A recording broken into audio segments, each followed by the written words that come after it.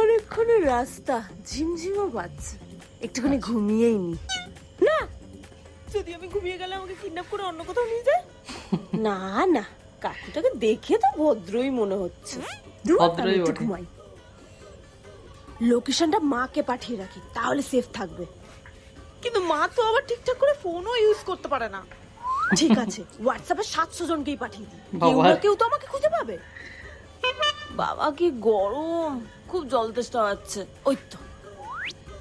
না না না না না না না না, যদি জলের মধ্যে ঘুমের ওষুধ মেশানো থাকে কোনো দরকার নেই, এইটুকু তেষ্টা আমি সহ্য করে নেব। এটা আবার কোন রাস্তা থেকে যাচ্ছে চিনতে পারছি না তো। প্রতিবার সঙ্গে কেউ না কেউ থাকে আর আমি নাক ডেকে ঘুমাই। এই জন্য লোকে বলে রাস্তাগুলো চিনে রাখতে হয়। ভগবান, এইবারের মতো বাড়ি পৌঁছে দাও, আর আমি ক্যাব করব না। এই জানলাটা দিয়ে আমি গলতে পারবো না? হ্যাঁ, শুধু তো একটু হাত পাই ভাঙবে। ঠিক আছে, দের